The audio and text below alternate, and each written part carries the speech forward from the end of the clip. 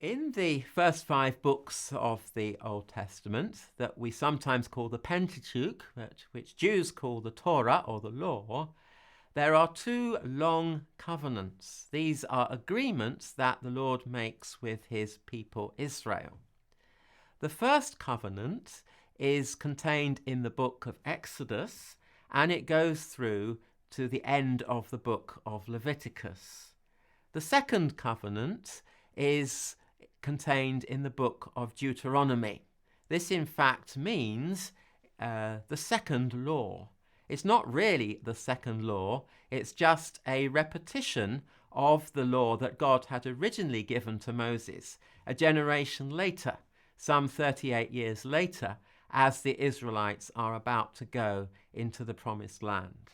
And the Lord reiterates or restates the law that he'd given to Moses and his people for that new generation. The books of Exodus and Leviticus and the book of Deuteronomy can be viewed as 2 very long and substantial covenant documents. We need to spend a bit of time analysing the different parts of these 2 covenant documents. It's actually easier to see it in the book of Deuteronomy.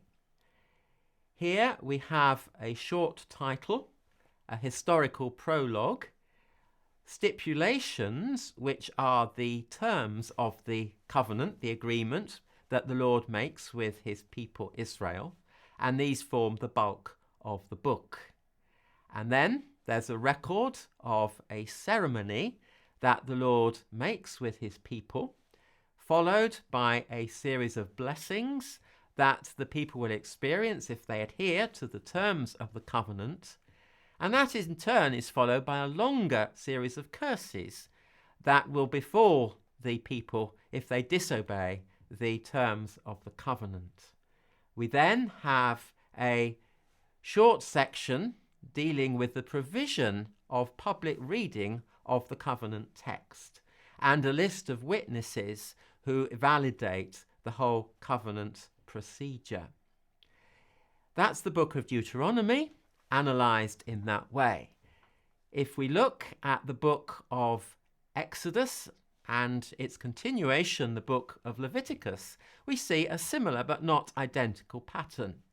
We see a title, we see a historical prologue, some stipulations, these are the famous 10 Commandments, a record of a solemn ceremony, a list of witnesses, and provision for reading the covenant text.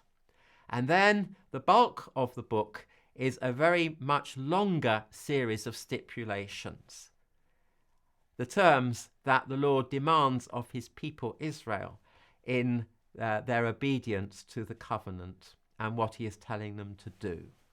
And as we saw with the book of Deuteronomy, this is concluded by a series of blessings and a longer series of curses upon those who do not adhere to the terms of the covenant. And at the end, there are a few more extra stipulations that were probably put in by Moses or a later editor as almost as an afterthought, things that he thought needed to be added to the original covenant and its covenant form. The book of Genesis can be divided into 11 documents. The reason I say this is because there is a phrase that frequently occurs. These are the generations of. And this would seem to be a boundary marker where one document ends and another document begins. And if we take this approach, we can see that there are 11 documents in the book of Genesis. Who wrote those? We don't know. But I would argue that they were compiled, they were put together by Moses. We know that Moses was a highly educated man. He was educated at the court of Pharaoh. Part of his training would have been learning the Egyptian hieroglyphic script and probably the Babylonian cuneiform script that was used for diplomacy at that time. As a Hebrew, of course, he would have learnt Hebrew from his parents, and we know that writing, even alphabetic writing, was in existence at that time. So for Moses to have written the books that we now know as the Torah or the Pentateuch really is not a big issue. Many people dispute that he did. Some people adhere to what is called the documentary hypothesis. This states that the books of the Pentateuch can be divided into 4 different sources.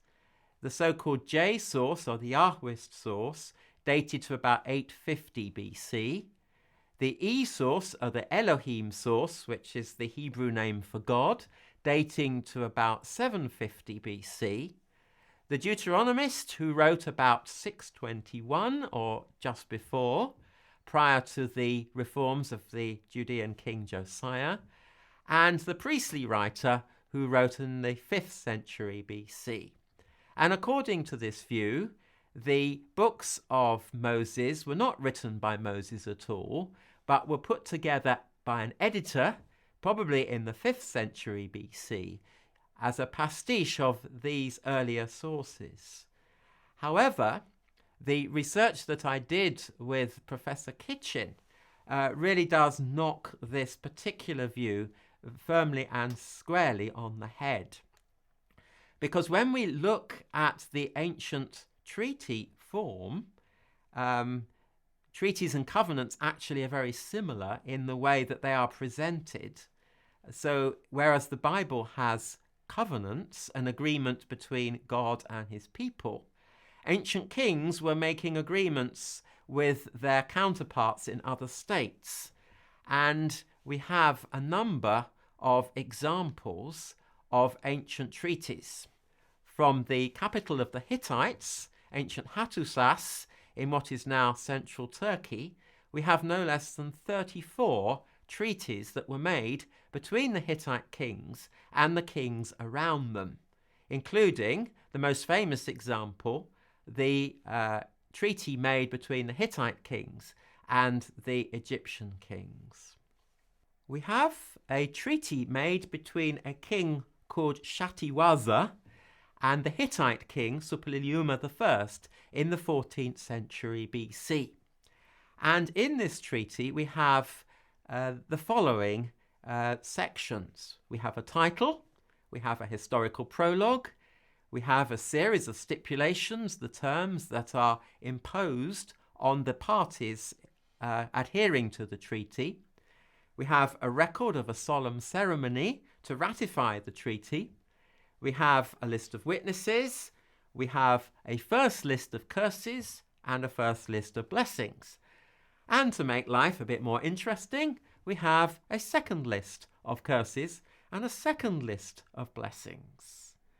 This is similar to the pattern that we saw in the book of Deuteronomy, where we had a title, a historical prologue, a list of stipulations, a record of a solemn ceremony, a list of blessings and curses, followed by the epilogue, provision of public reading, and a list of witnesses. It's also important that we compare the treaties of the second millennium with those made in the first millennium, or at the beginning of the first millennium, BC. At that time, the main power in the Middle East were the Assyrians, and they made treaties with a number of the kings in their vicinity. The most famous example is a treaty made between King Esarhaddon of Assyria and his vassals among the Medes, a treaty that he made in 672 BC. This starts with a title, a list of witnesses, another title, and then a long list of stipulations. These mainly relate to arrangements being made for the transfer of the throne of Assyria to the next king. a list of curses, a few more stipulations, and another list of curses thrown in for good measure. But what we notice from even this superficial look at the text, there is no historical prologue that we found in the treaties from the second millennium, and there are no blessings at all. All we have are curses on those who do not adhere to the stipulations of that particular treaty. I'm saying that the covenants that we find in the books of Exodus, Leviticus, and Deuteronomy match much more closely to the treaties that we know that the Hittites made with their neighboring states at the end of the second millennium BC. There really is not much similarity at all with the treaties that the Assyrians made in the 7th century BC with their neighboring states. So to propose that the books of Exodus, Leviticus, and Deuteronomy are 7th century compositions, or even later as sometimes propounded, really does fly in the face of all the available historical and archaeological evidence.